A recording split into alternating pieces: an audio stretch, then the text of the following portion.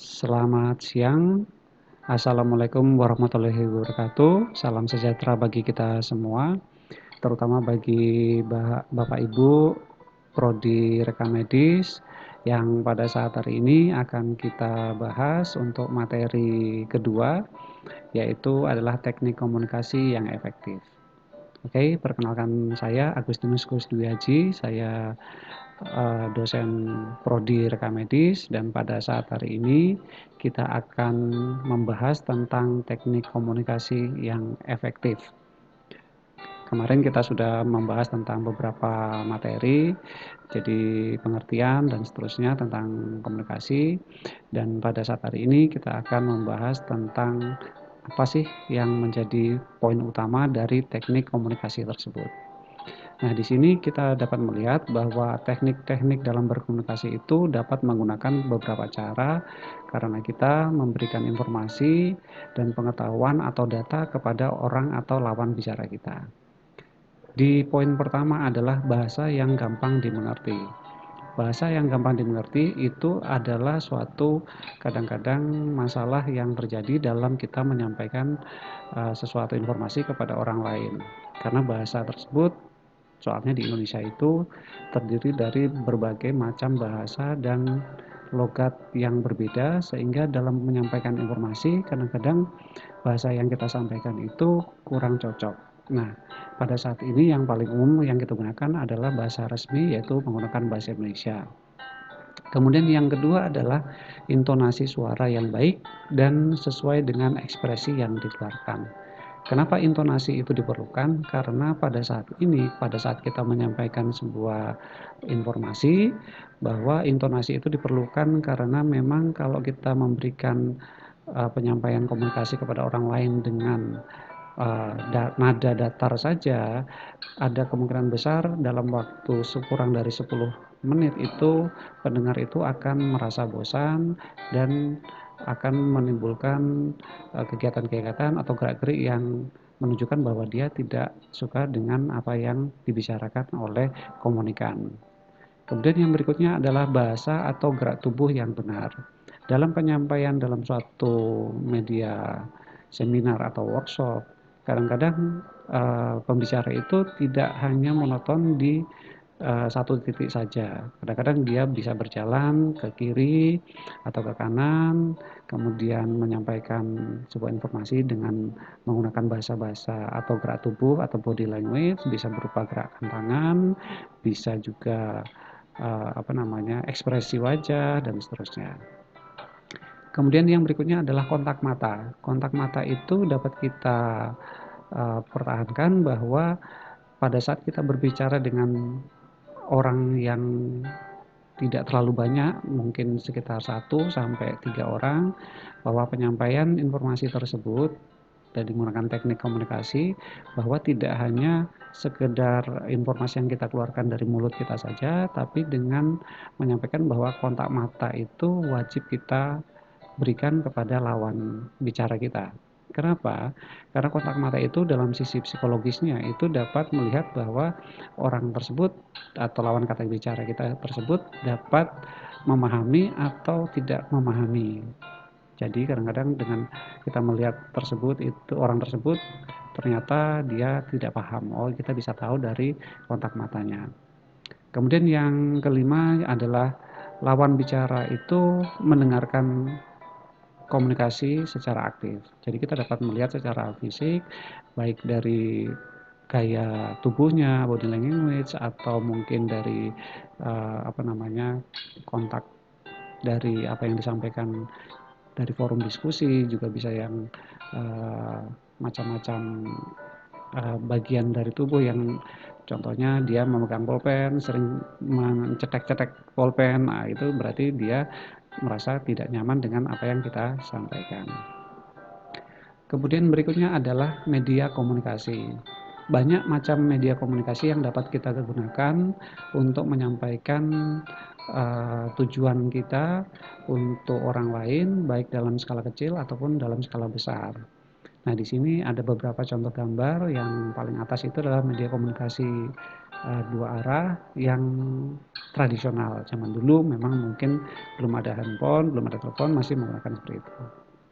Tapi seiring dengan perkembangan zaman, kita dapat menggunakan berbagai alternatif media komunikasi yang dapat kita pakai untuk menyampaikan informasi kepada orang lain. Di sini dapat kita lihat berupa TV, berupa handphone, berupa radio, ataupun majalah. Itu adalah media komunikasi yang disampaikan orang lain kepada kita atau kepada orang lain juga. Kemudian di sini yang berikutnya adalah fungsi dari media komunikasi juga terus dikembangkan agar setiap orang atau kelompok semakin mudah untuk bertukar informasi dan berkomunikasi. Nah, pada saat ini juga kan kita biasanya menggunakan WhatsApp atau WhatsApp group. Jadi informasi itu kadang-kadang dari satu orang itu kita sampaikan dan hampir semua orang yang ada di grup itu ikut membacanya dan biasanya apa yang disampaikan oleh sang pemberi informasi dapat langsung kita balas berupa chat atau mungkin hanya melihat saja, dan itu merupakan salah satu poin dari media komunikasi yang disampaikan dari kita ke orang lain atau ke orang banyak. Nah, di sini macam-macam sesuai perkembangan zaman dapat menggunakan yang terbaru adalah internet dan sebagainya. Contoh kita menggunakan kemarin aplikasi Zoom, dan itu merupakan aplikasi telekonferensi yang paling tenar saat ini. Selain Skype juga ada TeamViewer dan sebagainya. Nah, di sini ada beberapa faktor komunikasi yang efektif menurut beberapa pakar yang saya rangkum menjadi beberapa bagian. Yang pertama adalah completeness, atau dengan bahasa Indonesia adalah lengkap. Komunikasi harus dilakukan dengan penyampaian yang lengkap atau boleh juga menggunakan rumus 5W1H. Apa sih 5W1H? 5W itu ada pada gambar di sini, ada what, when, why, who, dan where. Sedangkan 1H itu adalah how. Jadi di sini dalam menyampaikan komunikasi kita dapat menyampaikan apa yang akan kita sampaikan kepada orang lain. Itu berarti what. Why? Kenapa kita harus menyampaikan? Ada tujuan yang khusus atau umum yang dapat kita berikan kepada orang lain dalam penyampaian informasi. Contohnya, kita melakukan media pembelajaran ini. Jadi kita sebagai dosen memberikan informasi baik merupa media komunikasi seperti ini, atau dapat menggunakan telekonferensi atau memberikan materi secara manual, itu bisa juga. When, kapan? Kapan kita akan memberikan materi ini kepada komunikan kita? Kalau pada saat ini kita atau saya secara pribadi memberikan informasi ini pada panjenengan atau Bapak Ibu dapat dilihat sewaktu-waktu. Maksudnya kalau kita menggunakan telekonferensi berarti contohnya kemarin kita harus semayan dulu, kita harus berkumpul dalam satu kelas dan kita baru bisa memulai media komunikasi. Tapi di sini kita berhubung dengan ada pembatasan kuota, ada beberapa teman-teman mahasiswa yang belum bisa ikut. Jadi saya rasa ini adalah media komunikasi yang paling efektif pada saat ini. Kemudian adalah where, di mana? Di mana adalah suatu poin utama. Jadi kalau kita menentukan kapan kita akan mempresentasikan informasi ini, yaitu berhubung pada saat ini sudah ada pembatasan berskala besar, jadi tidak ada pertemuan secara langsung. Jadi saya sebagai dosen itu memberikan media ini berasal dari kampus, dan Bapak Ibu dapat melihat media ini dari rumah atau dari tempat bekerja, dan dimanapun tempat Bapak Ibu bisa terjaring dengan internet dapat melihat video ini. Kemudian who itu adalah siapa? Nah, di sini siapa itu adalah di sini saya sebagai dosen memberikan informasi, sedangkan Bapak Ibu adalah sebagai mahasiswa, dan di sini ada interaksi dua arah antara saya dengan Bapak Ibu. Walaupun pada saat ini hanya bisa melihat secara video dan audionya juga, tapi saya berharap ada diskusi juga, ada imbal balik, ada evaluasi dan feedback dari Bapak Ibu. How? Bagaimana? Bagaimana materi ini bisa terkirimkan atau kita buat sehingga Bapak Ibu dapat mendengarkan, dapat melihat bagaimana caranya materi ini bisa tersampaikan. Soalnya dalam satu paket dari prodi bahwa materi itu harus tersampaikan kepada mahasiswa rata-rata 6 sampai 7 kali pertemuan. Dan media ini merupakan media yang paling efektif. Kemudian berikutnya adalah conciseness atau ringkas. Meskipun komunikasi harus lengkap, tapi diupayakan agar meringkas sebaik mungkin agar pengucapan kata-kata lebih singkat, padat, dan menarik perhatian. Seperti dalam presentasi pada saat ini, saya mengupayakan bahwa ada kata-kata yang tidak perlu harus dibuang atau dicopot, sehingga penyampaian itu padat dan jelas. Sekali kita mengucapkan, orang tersebut akan melihat resumnya atau inti dari penyampaian komunikasi atau informasi ini. Kemudian yang berikutnya adalah consideration, penuh pertimbangan. Di gambar samping ada seorang gambar yang jelas di situ ada Bapak Ganjar Pranowo, yaitu Gubernur Jawa Tengah, sedang berbincang dengan seorang nenek. Nah, di sini kita artikan bahwa Pak Ganjar ini akan berbicara secara efektif, memberikan komunikasi dengan nenek tersebut menggunakan bahasa kromo atau bahasa Jawa halus. Karena tidak semua antara interaksi dari gambar di samping tersebut, kalau seumpama Pak Ganjar itu memberikan informasi atau menyampaikan dengan berbahasa Indonesia, belum tentu sang nenek itu paham dengan bahasa yang digunakan oleh Pak Ganjar Pranowo. Jadi mempertimbangkan metode atau media apa yang perlu kita sampaikan kepada orang lain.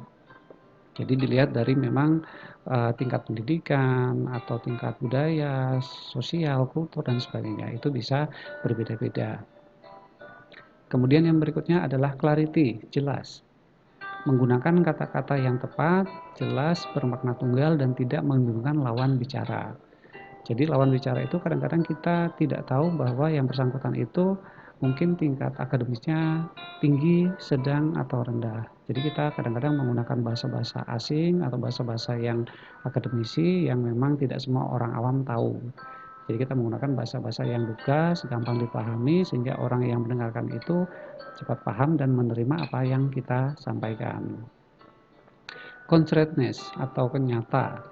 Pada saat kita melakukan komunikasi, usahakan memberikan informasi sesuai dengan data dan fakta yang ada sehingga informasi tersebut tidak disalah tafsirkan oleh orang lain. Nah, di sini sebagai contoh itu ada informasi berupa data yang disampaikan oleh gugus depan COVID-19 Indonesia bahwa terupdate terakhir pada saat saya mendapatkan informasi ini adalah tanggal 13 April tahun 2020 bahwa sebesar 4.557 terjangkit atau positif corona. Nah, di sini ternyata untuk perkembangan COVID dari beberapa hari di bulan April ini sangat meningkat drastis. Jadi penyampaian ini berdasarkan fakta dan data yang memang benar-benar real. Jadi jangan sampai kita memberikan informasi seperti hoax atau informasi yang tidak benar atau hal-hal yang masih belum kita bisa dapat secara pasti atau data yang tidak benar yang kita sampaikan kepada orang lain sehingga informasi tersebut bisa diberikan orang lain kepada orang lain sehingga akhirnya informasi tersebut salah. Courtesy atau tata krama. Berkomunikasilah dengan tata krama yang baik dan benar, jujur, tulus, sopan, bijak, reflektif, dan antusias. Serta memperhatikan juga perasaan penerima, pesan, dan hal atau kondisi apa yang sedang dibahas. Jadi pada saat kita menyampaikan informasi atau pesan atau data kepada orang lain, ya kita juga harus melihat dari sisi sang penerima informasi tersebut seperti apa. Sebagai contoh di sini ada sebuah gambar setelah memberikan informasi atau hal yang terkait yang positif itu kalau orang Jepang itu mengucapkan terima kasih dengan menundukkan kepala kepada yang lain. Kemudian yang lain juga akan menunjukkan jadi terjadi suatu kaitan atau hubungan erat antara satu orang dengan orang yang lain. Sama seperti juga dengan di Indonesia pada saat masuk atau memberikan informasi kepada orang lain biasanya diucapkan assalamualaikum atau terima kasih atau apa sebagai salam pembuka. Kemudian berikutnya adalah correctness. Berkomunikasilah dengan informasi atau kata-kata yang mengandung kebenaran dan kejujuran. Jangan pernah berbicara menggunakan informasi yang masih diragukan kebenarannya. Di sini artinya bahwa hal-hal data yang belum jelas kita terima dan kita mempersepsikan sendiri, jadi dengan kata-kata mungkin atau kira-kira atau nanti ada kemungkinan gini dan seterusnya. Nah, itu dikatakan bahwa seseorang itu berarti belum memiliki data atau realitas kebenaran untuk suatu fakta, tidak 100% benar. Jadi ada kemungkinan yang disampaikan itu bisa berupa hoax atau data yang masih belum benar keabsahannya, dan nanti informasi tersebut juga belum bisa dipertanggungjawabkan 100%. Di sini ada 3 model komunikasi yang diklasifikasikan, yaitu yang pertama adalah model komunikasi linear, kemudian yang kedua adalah model komunikasi transaksional, dan yang ketiga adalah model komunikasi interaksional. Akan kita bahas satu-satu. Model komunikasi linear yaitu model komunikasi yang sangat sederhana dan menggambarkan komunikasi berlangsung secara satu arah. Arus pesan yang digambarkan bersifat langsung dari pengirim pesan kepada penerima pesan. Dalam arti, kalau Bapak Ibu melihat sebuah televisi, di situ ada berita yang disampaikan oleh pemberi pewarta berita, maka itu dapat sebagai contoh untuk komunikasi linear. Ya, di sini dikatakan bahwa pemberi berita itu memberikan informasi kepada kita sebagai pemirsa dan tidak ada komunikasi balik kepada pembawa berita. Jadi satu sisi yaitu pemberi atau pembaca berita di televisi memberikan informasi dan kita hanya sebagai pendengar saja atau yang melihat saja. Dalam model komunikasi linear tidak terdapat konsep umpan balik dan penerima pesan bersifat pasif dalam menerima pesan. Jadi hanya menerima saja, tidak ada evaluasi, tidak ada umpan balik atau feedback. Kemudian yang kedua adalah model komunikasi transaksional. Di sini dikatakan bahwa model komunikasi ini menekankan pentingnya peran pengiriman pesan dan penerima pesan dalam komunikasi yang berlangsung dua arah. Jadi saya contohkan bahwa kalau kita kuliah di kelas secara langsung, kita bisa bertemu antara dosen dengan mahasiswa, dan dosen memberikan sebuah materi, kemudian terjadi sebuah diskusi, ada feedback antara dosen dengan mahasiswa, ada mahasiswa juga bisa bertanya, dan itu dapat dicontohkan bahwa model komunikasi ini adalah yang paling efektif. Terkait dengan komunikasi konteks sosial, konteks hubungan, dan konteks budaya. Oke. Kemudian yang berikutnya adalah komunikasi tidak hanya sebagai ajang untuk pertukaran pesan, melainkan untuk membangun hubungan. Maksudnya apa? Sebagai contoh, kita dosen dengan mahasiswa di sebuah kelas, jadi dengan adanya keaktifan seorang mahasiswa dengan mahasiswa yang lain, jadi dosen tersebut dapat menilai atau dapat membandingkan antara satu mahasiswa dengan mahasiswa lain dalam hal penilaian materi sudah tersampaikan atau belum. Jadi ada yang pasif, ada yang aktif. Jadi di situ ada terjalin hubungan antara penyampai pesan dengan penerima pesan. Kemudian yang model terakhir yaitu adalah model komunikasi interaksi. Di sini dapat dikatakan bahwa model ini yang paling terbaru atau yang istilahnya menggunakan teknologi seperti internet dan sebagainya, menggambarkan komunikasi berlangsung dua arah yang menggunakan alat bantu seperti internet atau media komunikasi modern seperti aplikasi Zoom yang kita pakai kemarin, itu contohnya saja. Selain itu memang banyak aplikasi-aplikasi lain seperti Google Classroom, ada e-learning, terus ada lagi menggunakan Socrative, banyak sebenarnya, tapi tinggal kita secara efektif menggunakan yang mana. Nah, di sini yang terbaru memang kita menggunakan Zoom, tapi memang ada beberapa hal yang memang menjadi keterbatasan. Jadi harus stay tetap di depan komputer atau HP sehingga kita bisa berinteraksi dua arah. Nah, di sini ada tujuan kenapa kita mempelajari model-model komunikasi dari 3 model komunikasi di atas tadi. Yang pertama yaitu adalah menambah pengetahuan dan pemahaman kita mengenai proses komunikasi. Jadi menambah pengetahuan bagi mahasiswa ataupun dosen ataupun orang lain tentang komunikasi ini. Kemudian yang kedua adalah membantu memilih metode ataupun saluran yang akan digunakan sesuai dengan tujuan komunikasi yang telah ditetapkan. Nah, di sini kita dapat melihat audien kita atau yang akan kita sampaikan kepada orang lain itu yang sifatnya memasuki kategori yang seperti apa. Kita pakai kategori model komunikasi yang linear atau yang transaksional ataupun yang interaksional, tergantung dari audien tersebut. Nah, di sini kita dapat katakan bahwa kalau kita menggunakan fasilitas pembelajaran daring atau online, kita dapat menggunakan fasilitas komunikasi yang nomor 2 yaitu transaksional ataupun yang komunikasi interaksional. Karena memang sekarang sudah zamannya zaman era digital 4.0. Kemudian membantu melakukan evaluasi terhadap proses komunikasi yang dilakukan. Seperti kemarin kita menggunakan aplikasi Zoom, tapi ternyata setelah kita mendengarkan evaluasi dari beberapa mahasiswa yang menyatakan bahwa untuk menggunakan aplikasi Zoom tersebut memang membutuhkan kuota internet yang cukup banyak.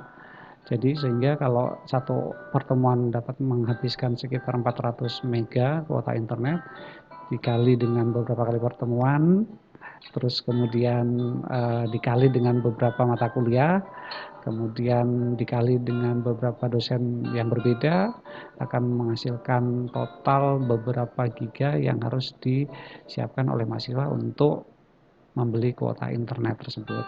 Jadi sekarang kita menggunakan fasilitas ini dan tidak banyak sekali materi ini, kelihatannya hanya sekitar 30-40 mega saja.